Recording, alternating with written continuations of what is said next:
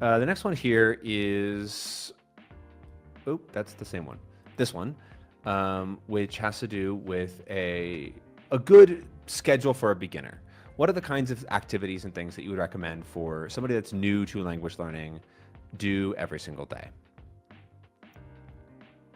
Uh, Promo for our course, we talk about all those things in the teacher's level language course. That's basically what it's structured for. Um, it's a couple different categories. And again, the exact balance between those categories will be dependent on the learner and their level. But if you're like brand new to it, there's the big thing, which is vocabulary acquisition. And then there is smaller categories of sound study and grammar study. But what we focus on is reading comprehension as kind of the fundamental skill in the first skill that you're tackling, and that requires the acquisition of vocabulary, some acquisition of grammar, though at a lower amount. Obviously, reading the written phonetic writing system. So, with something like Japanese, hiragana and katakana, that's your focus. Don't try to learn kanji until you've nailed the kana.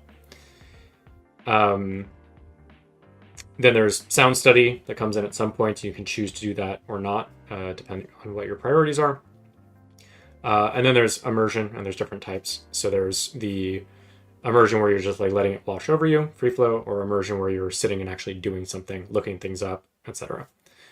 So in terms of the balance between all of those things, the way that I would structure it if I was learning a new language, which I should probably start doing soon, is I would start my day with my Anki review, my vocab study, because that's what I hate the most. And so doing it first thing in the morning for 15 minutes is probably the best way for me to make it happen. Then I would do the more interactive immersion, sitting, looking things up, noticing words, trying to understand sentences, because that's a mentally intensive exercise. So again, putting that relatively early in the day. And how much time would you spend there?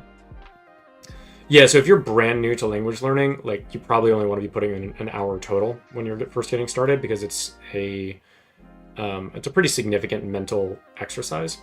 Mm-hmm. The only caveat to that is if you are really trying to go at it hard. Like when I first started studying Spanish, I literally took a week off work and just dedicated my entire time to that.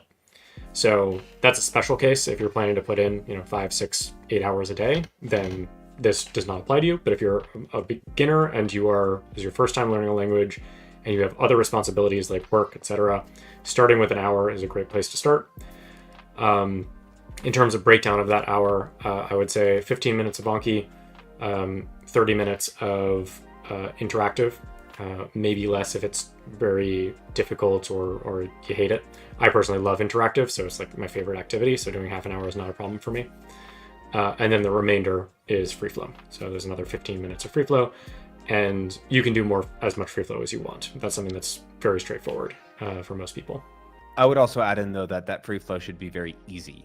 It should be it should not, like, you should be doing ideally comprehensible input, very basic things that you can follow along and understand.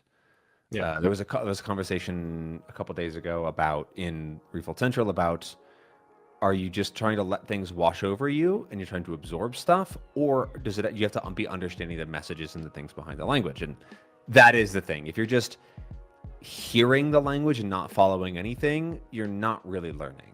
You have to be actually understanding what's happening, even if you're understanding via images and gestures and tone of voice and that kind of thing. That is still understanding, and that will lead to more specific, like, word level understanding. But if you're just staring at the screen, that's not learning. You're just staring at the screen.